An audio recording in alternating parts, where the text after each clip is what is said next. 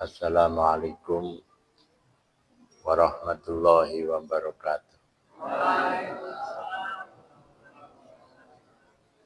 Bismillahirrahmanirrahim. Alhamdulillahil wahidil qahar. Asyhadu an la ilaha illallah wa la syarikalah. Al-Malikul Qudusul Jabbar. Wa asyhadu anna sayyidana Muhammadan abduhu wa rasuluh. Alladzi da'ana ila tariqil abrar. Allahumma salli wa sallim wa barik ala sayyidina Muhammad wa ala alihi wa ashabihi al-akhyar. Amma ba'd.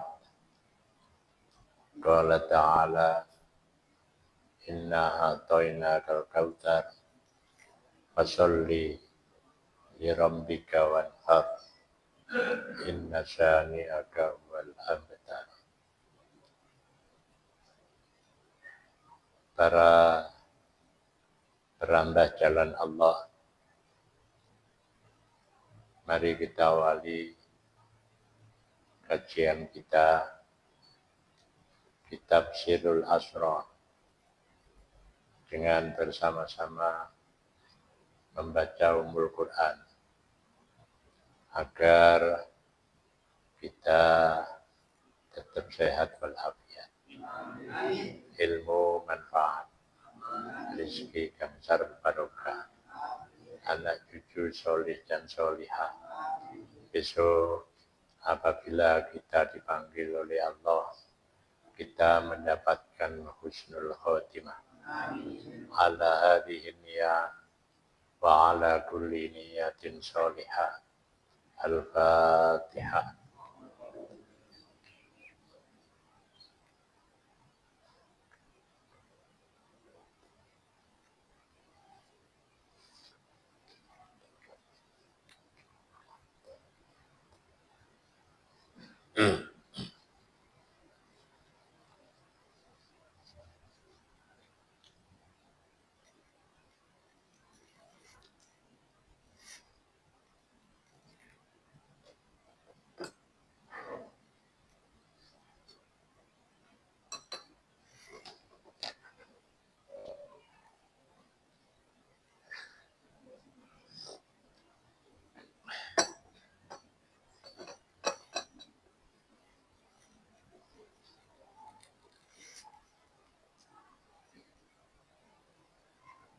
Kita sebagai salik, perambah jalan Allah, dengan mengkaji Sirrul Asrar bertujuan untuk meningkatkan kualitas kita, mampu membaca di balik yang nampak.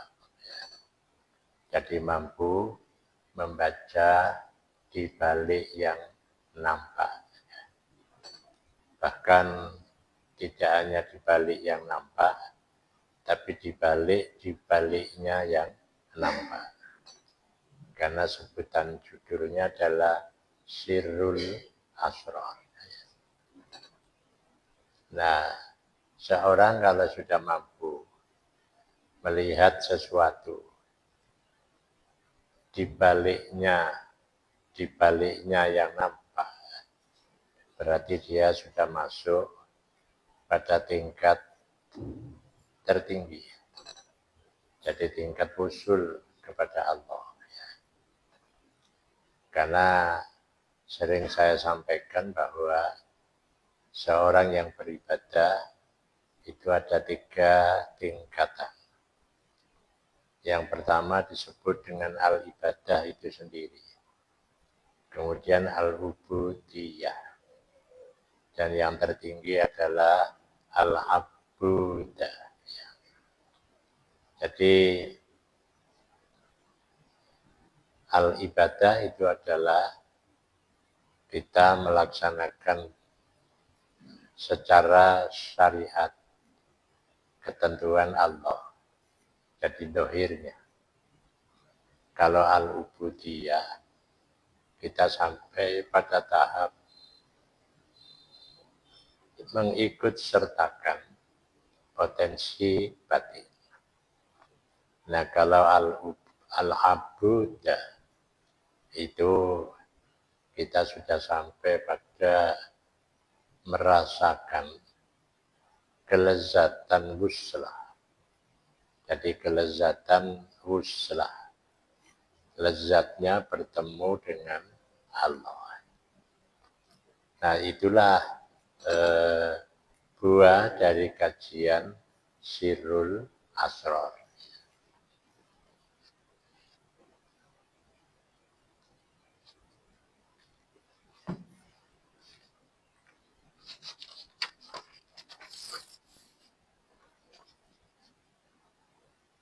Kita masih membahas tentang pulangnya manusia ke negeri asal. Halaman 49. Kita sudah memahami bahwa negeri asal itu ya dalam bahasa Arab al-waton al-asli. Ya. Di mana itu adalah wilayah ketuhanan. Ya. Jadi wilayah ketuhanan, alam lahud. Ya. Mengapa? Karena kita ini masih berada di alam nasud. Ya. Wilayah kemanusiaan. Nah, kita kembali di sini bisa dalam pengertian kembali yang tak kembali. Ya. Tapi ada pengertian kembali tapi masih kembali. Ya. Jadi yang kembali, yang tak kembali itu ya wafat. Ya. Tapi kalau kembali, tapi dia ya tak kembali, itu kita masih hidup. Bagaimana bisa ketika kita masih hidup, itu bisa masuk ke wilayah ketuhanan. Ya. Jadi kita berada di alam nasud, kemudian di sini ada alam lahud, di sini kita masuk di alamul qurba, alam yang sangat dekat ya kepada Allah. Nah, disinilah maka diperlukan ya seseorang berusaha untuk kembali ke negeri asal, yaitu alam lahud. Nah, kapan? Ya, itu bisa ketika kita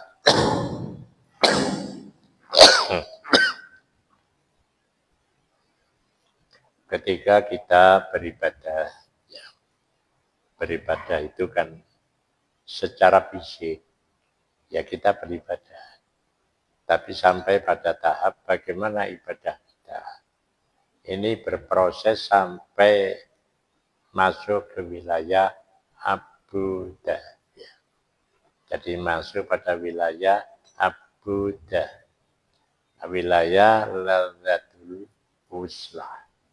Kelezatan ketemu dengan Allah. Ya. Jadi kelezatan ketemu dengan Allah atau disebut dengan al-haq.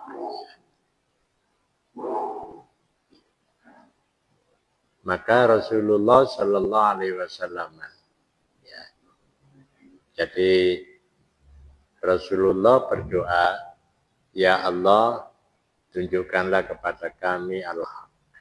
Ya, jadi tunjukkanlah kami al-haq adalah yang benar dan anugerahi kami untuk ya mengikutinya dan tunjukkan kepada kami bahwa selain al-haq adalah batil dan anugerahi kami untuk menjauhinya. Ya. Maka di situ Allahumma arinal haqqo haqqon warzuqna tiba'ah wa arinal batila batilan warzuqna ijtinaba wa la taj'alhu multabasan alaina wa nadilla wa ja'alna lil muttaqina imama. Kita biasanya hanya membaca 2 kalimat. Padahal Rasulullah menuntunkan 4 kalimat. Jadi 4 kalimat. Yang 2 tidak pernah kita baca. Padahal itu yang penting. Nah, Allahumma arinal haqqo haqqon warzuqna ittiba'ah. Ya Allah, tunjukkanlah kebenaran itu sebagai sebuah kebenaran. Dan tunjukkanlah kami, dan berilah kami rizki untuk bisa mengikutinya. Dan tunjukkanlah kebatilan sebagai sebuah kebatilan.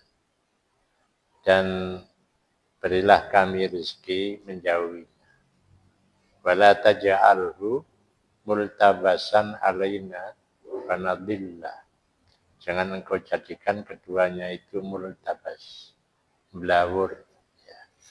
Jadi melawur itu kelihatannya benar, tapi kok setelah diangan-angan ada kebatilan. Ketika kita melihat kebatilan, di sana kok nampak kebenaran. Ya. Nah, makanya itu namanya multabas. Nah, kalau multabas, maka apabila itu kita tidak hati-hati, fanadillah, kita akan tersesat. Itu kalau dalam bahasa makanan itu syubhat. Syubhat itu gak jelas halal haramnya. Ya. Sedikit saja makanan yang halal itu bercampur dengan yang haram. Jadi yang halal bercampur dengan yang haram namanya syubhat atau mustabihat. Tapi kalau itu pikiran, ya. Jadi kalau itu pikiran, maka namanya multabas. Ya. Jadi melawur. Ya. Nah, makanya kalau kemarin saya sampaikan, ada orang berbicara itu dengan ilmu. Tapi ada orang berbicara dengan hati. Tapi ada orang berbicara dengan hawa nafsu. Nah, biasanya kalau seseorang berbicara dengan hawa nafsu, itu biasanya bisa kita baca itu. Menyampaikannya tidak sepenuh hati. Ya. Jadi tidak sepenuh hati. Makanya kalau kita melihat di TV, ya, suara rakyat, nah, itu kan ada orang menyampaikan dengan ilmu. Tapi ada orang yang menyampaikannya dengan emosi. Tapi dikemas koyo-koyo itu ilmu. Nah, itu namanya multabas. Ya. Jadi namanya multabas. Tapi ada orang bicara dengan hati. Nah, inilah sulitnya seseorang itu membaca apa yang diucapkan oleh seseorang. Maka janganlah engkau jadikan apa yang hak dan yang batil itu multabas. Kami akan tersesat. Wa ja'alna lil muttaqina imama. Dan jadikanlah kami sebagai imam orang yang muttaqin. Jadi imamnya orang yang muttaqin itu ya, dia harus bisa menjadi contoh. Ya.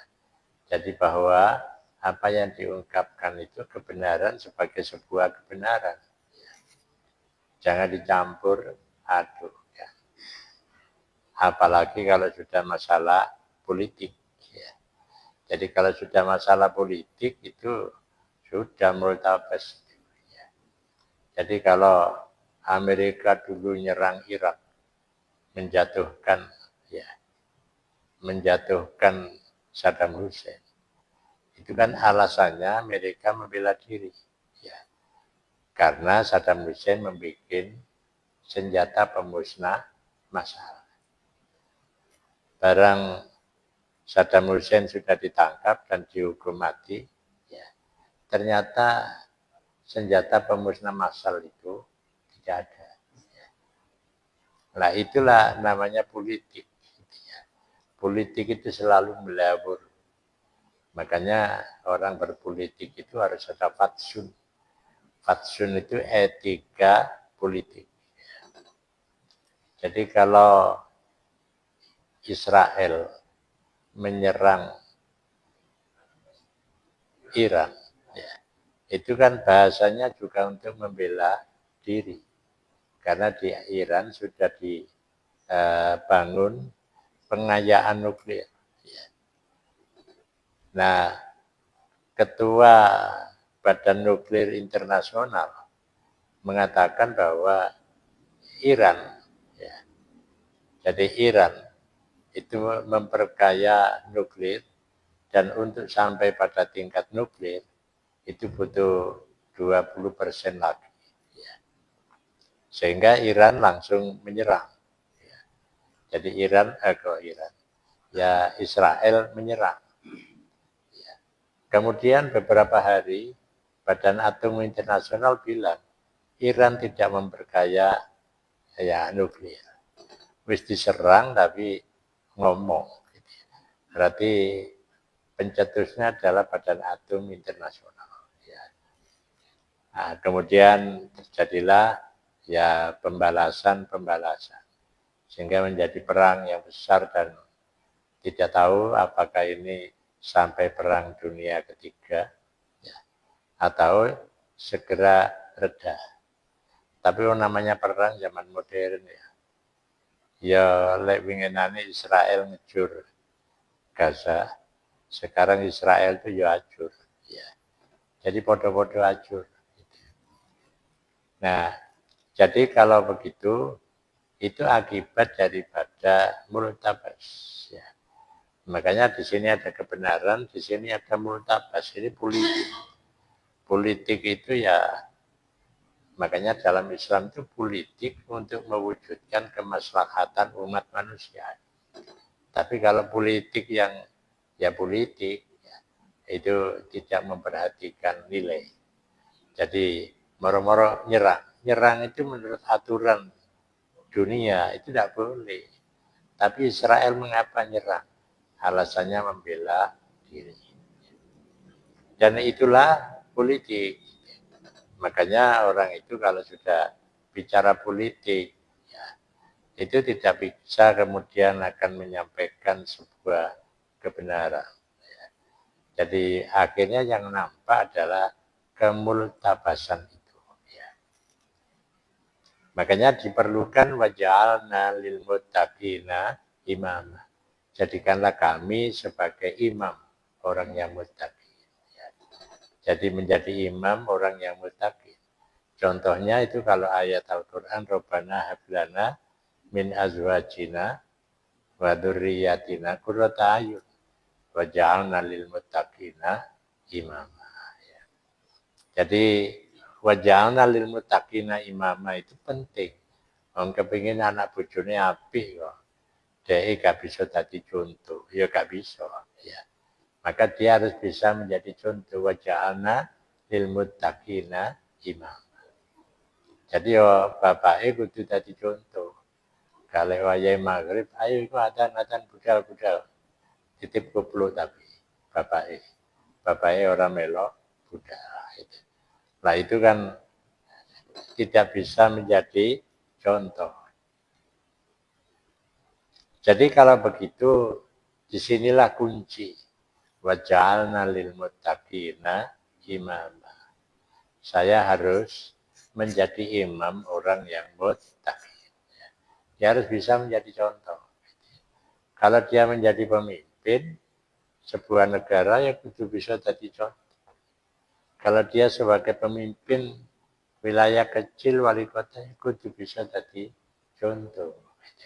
Kalau kita dalam keluarga harus bisa menjadi contoh. Nah itu kuncinya. Menjadi contoh itu ya dia harus koreksi pada diri. Dia harus lebih baik memperbaiki diri dulu sebelum menginginkan sesuatu yang besar. Jadi ya dia harus bisa memperbaiki diri. Maka disitulah nanti kita akan kembali kepada wa ayyadnahu biruhil qudus. Kami bertumpu kepada Roh Al-Qudus, suara hati saya. Jadi setiap orang itu punya suara hati. Cuma banyak yang suara hatinya itu tenggelam. Jadi tidak diperhatikan. Jadi padahal suara hati itu ada. Cuma tidak pernah dihidupkan. Makanya bagaimana menghidupkan suara hati itu? Padahal suara hati itu adalah suara Tuhan.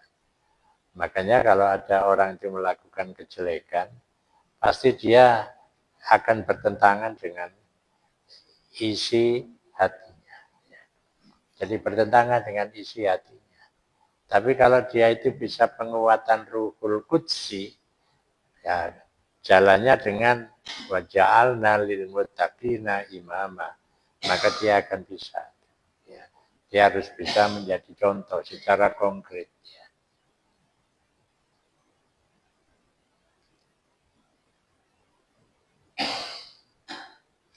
Ya, kemudian Rasulullah menyatakan bahwa man arafa nafsahu. Ya. Jadi pada bagian berikutnya, man arafa nafsahu. Ya. Wa khalafaha faqad arafa rabbahu. Ya. Jadi faqad arafa rabbahu fa'atba'ahu.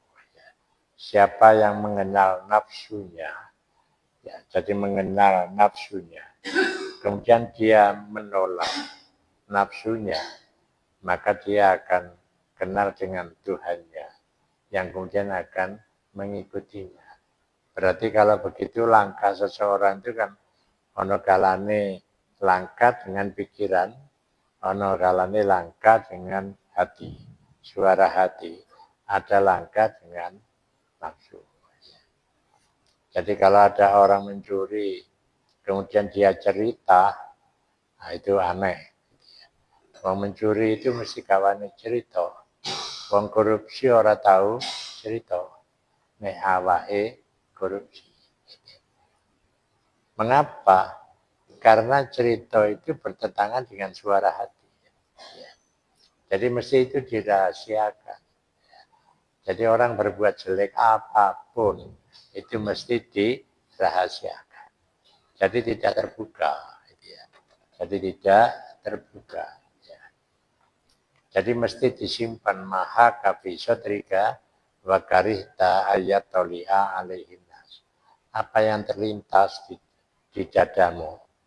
Dan engkau tidak senang apabila itu dilihat oleh orang lain. Itulah dosa. Makanya setiap orang itu sudah punya itu suara hati. Ruhul Qudsi itu sudah ada.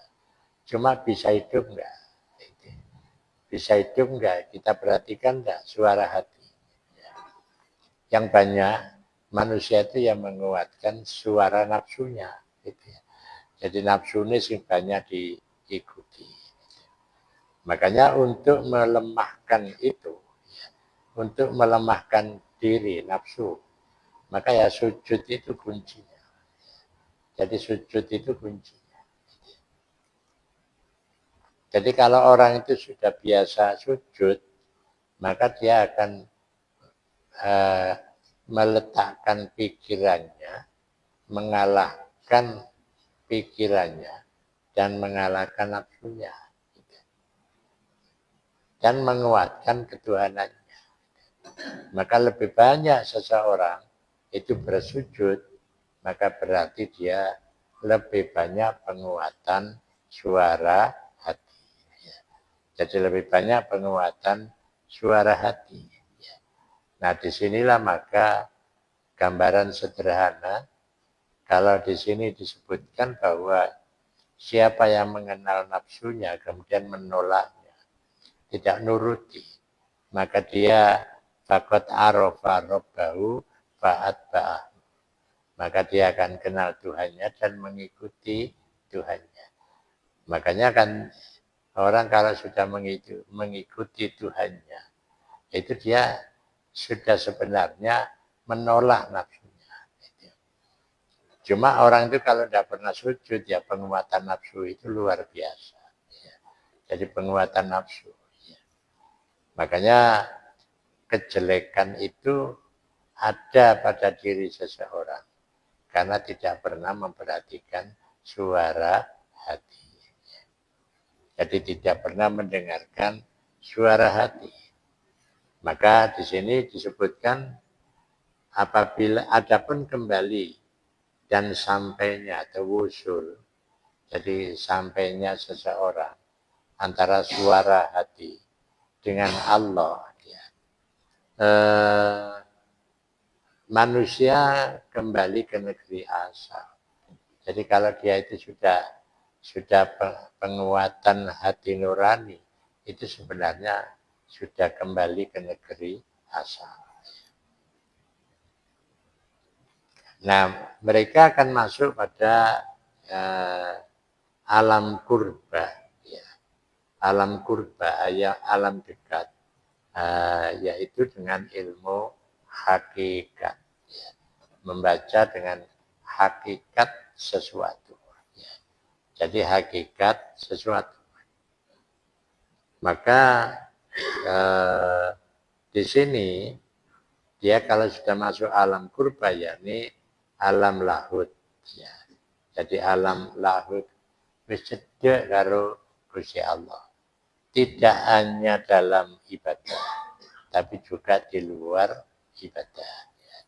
Jadi tidak hanya ketika ibadah, tapi di luar ibadah pun dia bisa masuk ke alam kurba. Jadi kalau dia berbisnis, berpolitiknya itu menggunakan etika. Jadi berpolitiknya itu menggunakan etika. Ya. Maka kalau sudah ada etika, maka disitulah namanya bahwa berpolitik masuk ke alam kurba sesuai dengan ketuhanan. Jadi berekonomi juga sama. Jadi semuanya itu tidak pernah berbeda dengan alam kurba.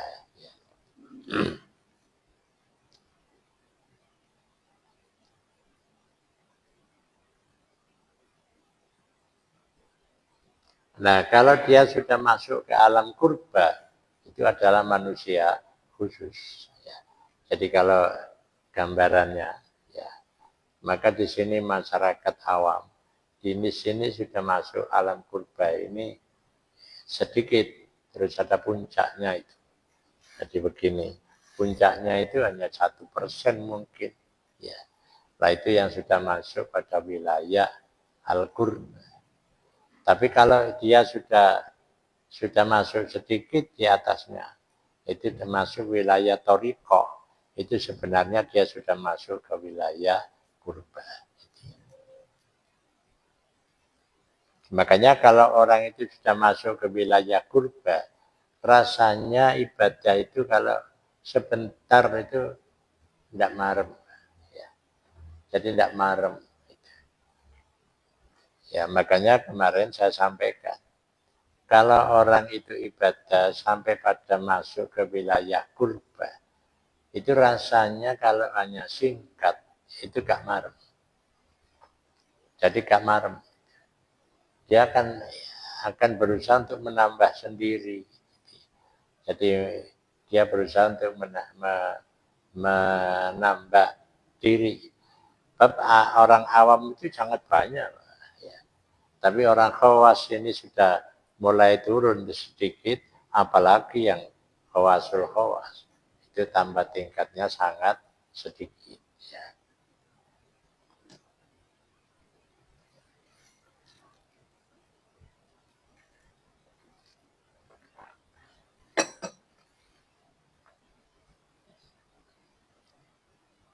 Maka di sini disebutkan orang yang sudah pulang ke negeri asal, itu dia termasuk kelompok orang khusus. Ya. Terjadi pada saat hidupnya di dunia. Lantaran rutinitasnya, ya. Jadi rutinitasnya mengarungi alam lahut.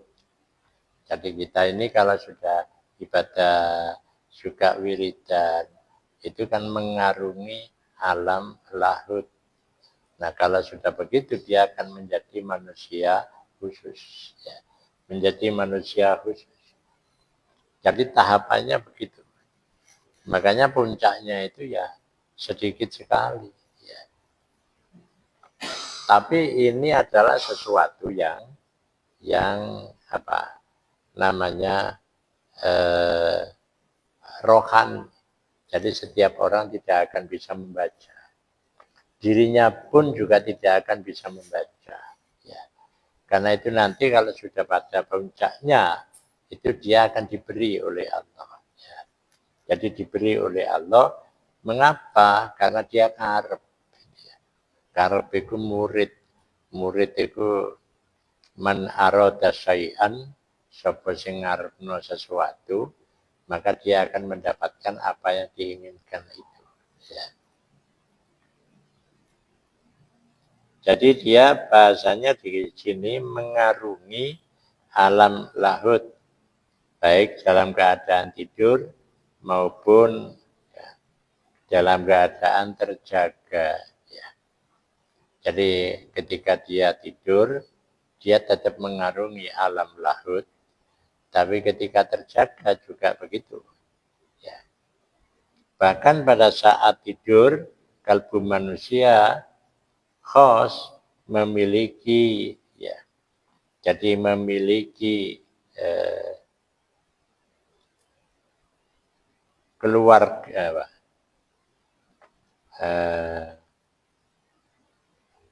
memiliki keluangan sehingga dapat kembali ke negeri asal. Ya.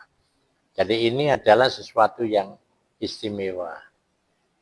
Jadi dengan memperbanyak dia mengarungi alam lahut, maka di situ dia akan bisa kembali ke negeri asal.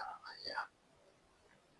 Jadi kalau dia membaca ya doa di dalam sholat, itu dia mengarungi alam lahut. Jadi mengarungi alam lahut.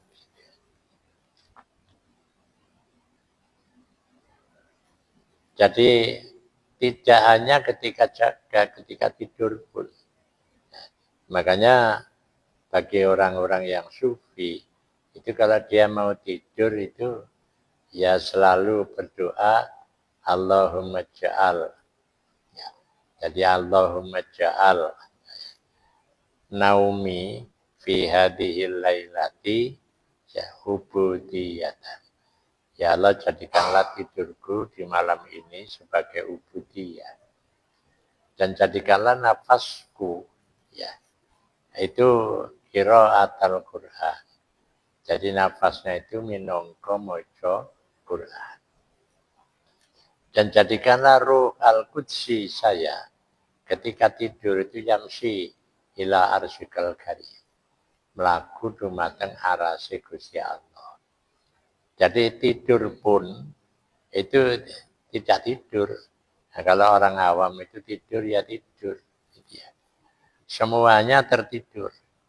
Tapi kalau orang khawas, tertidur itu hanya roh al-jismani. Tapi roh al-qudsi tidak tidur. Ya. Jadi roh al-qudsi tidak tidur. Kelihatannya tidur, tapi roh al-qudsinya tidak tidur. Jadi roh al-qudsinya tidak tidur. Makanya dulu itu kan banyak orang yang mempertanyakan Gus Dur itu kalau mau ya menghadiri acara, kemudian dia sambil menunggu giliran pidato, dia tidur. Ketika ditanya, ya Gus mengapa Anda kok selalu tidur? Itu yang tidur itu fisik saya. tapi hati saya, rohani saya tidak tidur. Makanya begitu dia disuruh maju untuk menyampaikan sambutan, dia sambung karo omongane wong-wong. Ya. Jadi sambung, berarti dia tidak tidur. Ya. Tapi secara rohani. Kalau kita ini enggak, kalau rohaninya enggak ikut tidur, rasanya belum tidur. Ya. Jadi kalau umpamanya saya malam tadi itu enggak bisa tidur saya. Ya badannya tidur, tapi hatinya ini. Ya. Sebenarnya yang dicari itu kemampuan seperti itu. Jadi makanya doanya itu, ya Allah jadikanlah roh al-qudsi saya ketika tidur, ya tidur fisiknya itu dia tetap bangun. Itu yamsi ila arsyikal karim. Bisa melaku sampai arasmu yang mulia. Jadi sekeliling itu. Ya. Nah itu menggambarkan bahwa seorang sufi itu tidak akan pernah terlena di dalam hidupnya. Ya. Jadi tidak akan terlena. Ya. Karena apa? Ruhul Qudsinya ini selalu hidup. Gitu. Jadi Ruhul Qudsinya itu selalu hidup. Ya.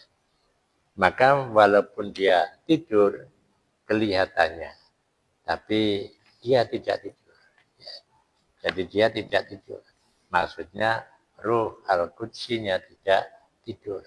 Itu selalu dia masuk ke alam lahut. Ya. Ke alam purba. Ya. Oleh karena itulah maka kalau ada orang takarrub kepada Allah, itu hanya sebagian waktu saja. Ya. Itu sudah termasuk bagus. Ya.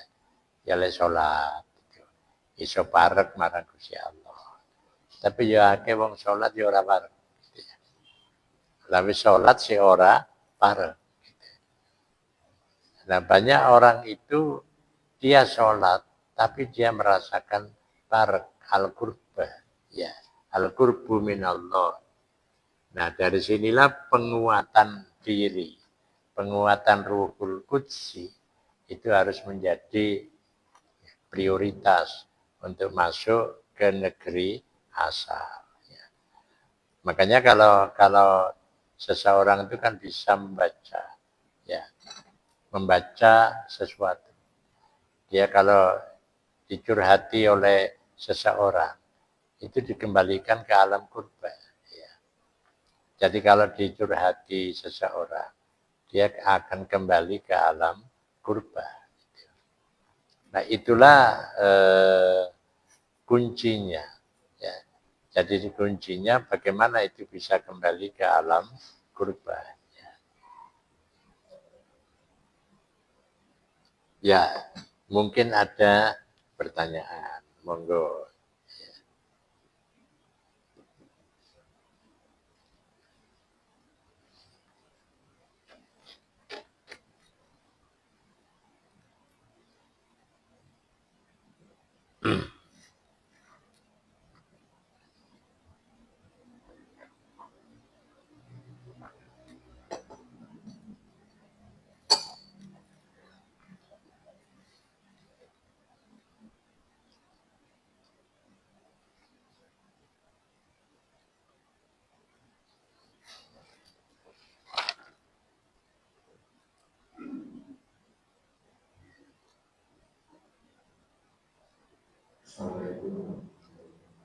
Waalaikumsalam.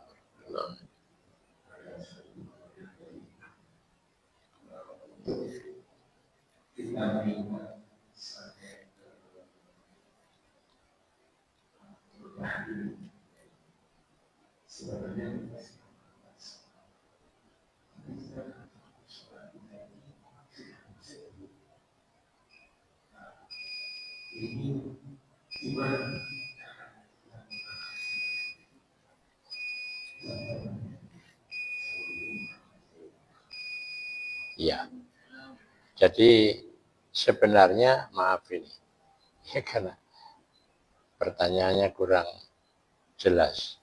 Ya. suarane kalusen.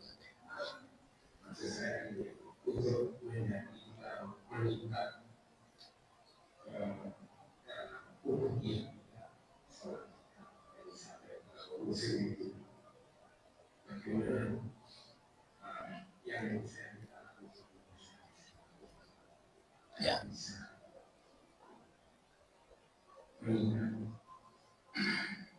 Ya. Jadi kalau seorang itu ya supaya kuat ya selalu hadir di alam kurba ya, maka dia ya kalau dulu pernah ya, jadi kalau dulu pernah saya sampaikan ya, innal muluka idza dakhalu qaryatan afsaduha wa ja'alu a'izzata ahliha adillah wa kadzalika yaf'alu. Jadi kerajaan itu apabila apabila muluk kerajaan itu sudah masuk pada sebuah desa, maka merusakkan. Makanya filternya hati ini harus ada. Jadi kita harus punya filter. Ya oleh umpama wong kadung nyedet rokokan, ya dikai filter supaya tidak nempel di paru-paru.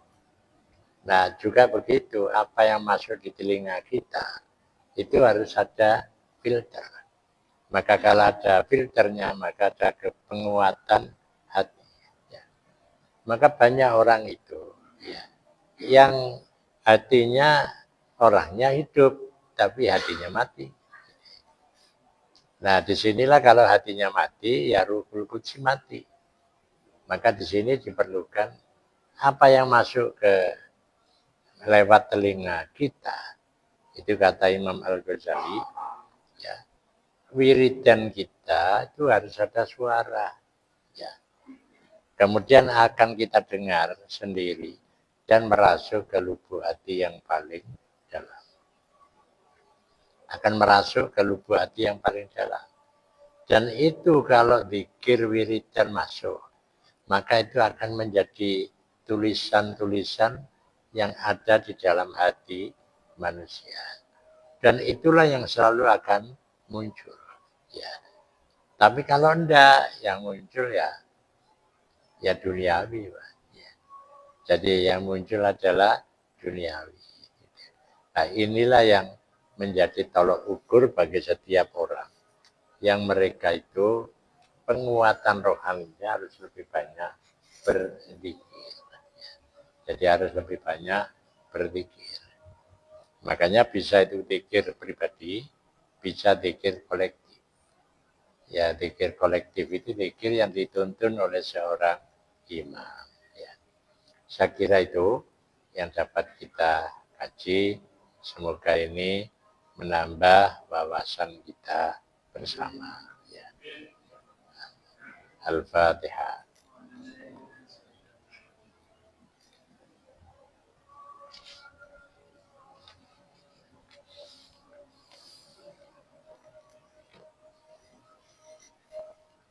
Bismillahirrahmanirrahim. Alhamdulillahirabbil alamin. Allahumma shalli wa sallim wa barik ala sayyidina Muhammadin wa ala alihi wa sahbihi ajma'in. Allahumma arzuqna fahman nabiyyin wa hifdzal mursalin wa ilhamal malaikatil muqarrabin bi rahmatika ya arhamar rahimin. Allahumma arzuqna humbaka wa humba man yuhibbuka wa humba ma yuqarribuna ila humbika wa ja'al humbaka ahabba ilaina minal ma'il barid. Rabbana atina fid dunya hasanah fil akhirati hasanah wa qina adzabannar. Sallallahu ala sayyidina Muhammadin nabiyil ummi wa ala alihi wa sahbihi wa baraka wa sallama. Walhamdulillahi rabbil alamin. Assalamualaikum warahmatullahi wabarakatuh.